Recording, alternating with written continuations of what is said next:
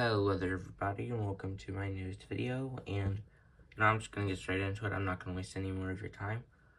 Most of the 2025 LEGO Star Wars Summer sets have just been revealed, so let's get into it. The first set we're going to look at is the Clone Republic Juggernaut, which retails for $160 and will include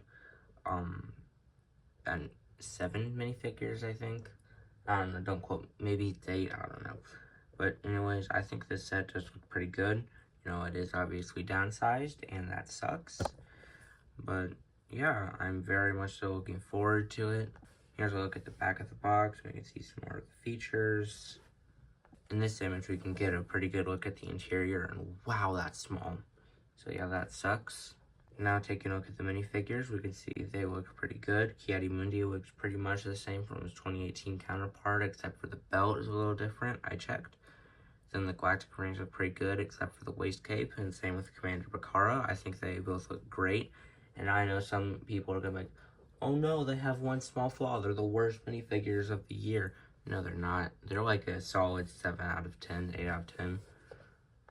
This is our first Clone Turbo Tank, actually, to not include some smaller vehicle with it that's either an ATRT or like a turret. That's pretty interesting.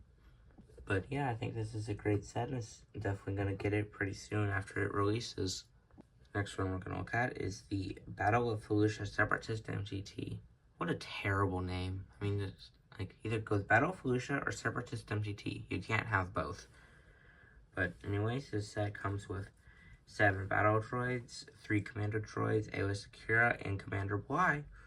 Now we can have a good HD look at Commander Bly, and we can see he looks pretty good, especially for 2022 onward standards, but does still have a couple problems, being the printed waist capes. The yellow arms are subjective, and personally, I subject to not liking them.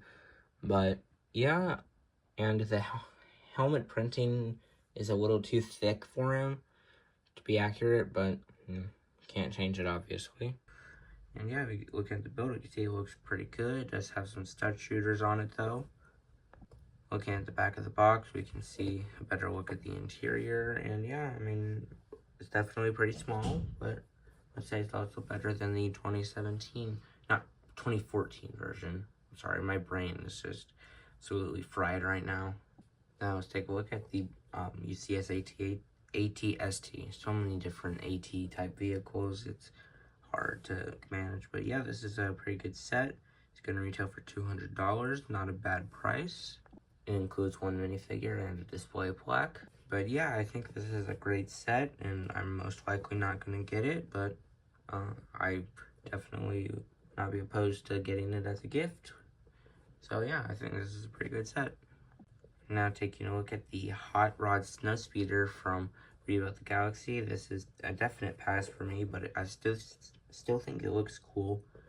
I do really like the minifigures in this set. Here's a closer look at that new, I don't know if that's a Sith or a Jedi minifigure, but I do still think it looks pretty cool. But yeah, I'm definitely going to have to end up ordering the figures on Brick Owl or, you know, eBay, because I do still think the figures look pretty cool. But yeah, looking at the actual build, it's fine. You know, I think the Snowspeeder build is good. It's just, you know, I'd prefer to have it just a normal Snowspeeder, not this. So yeah, I just wish this was a normal Snowspeeder. And now we're going to take a look at the second Django Fett Slave 1 from this year. And yeah, this looks just like how I expected it to look. Has some stud shooters on the cannon, so that kind of sucks, but oh well. But yeah, taking a look at the minifigures, we can see Boba Fett is the same from the CS version, but Django Fett is not. He does not have the arm printing, and does also include Lama Su, I think is his name. But yeah, so that's pretty cool. Yeah, I do still think this is an alright set, but it's going to be a definite pass for me, because I have the UCS version. But I know a lot of people were waiting to see this one, see if they should get the UCS one or not, but well, I guess now you have seen it. We will also be getting the buildable K2SO, which will release the same day, but it was just revealed earlier this year. So yeah. Now there are some other summer sets that haven't quite been revealed yet, but yeah, so The first one is the 327th Battle Pack for $45. Holy crap, that is expensive. The V19 Torrent for $65. And the buildable Ewok for $100 or more. And I did also want to go over some 2026 set leaks real quick, just because, you know, I'm already here recording a leak video, so might as well. So yeah, for the 2026 January wave, which first off seems like a very big January wave. Anyways, for $70 with 7+ set, $100 for another 7+ set, $10 for a 6+ set, which I'm very curious to see what a $10 set would be in the big 26, considering all these prices. $30 set for 7+, an 18+ set for $59.99, okay, $60, 18+ set for $80, which I'm going to assume is the rumored midi-scale Venator. $20 set for 4+, a $15 set for 6+, a $20 set for 6+, which I'm going to assume is that Siege of Mandalore Battle Pack rumor.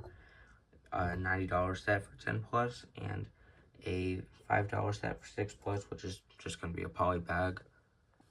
But yeah, I did think this is a pretty good wave. You know, it's not the best wave of all time, but I'm definitely looking forward to getting these sets. And tell me your thoughts on these sets in the comment section below.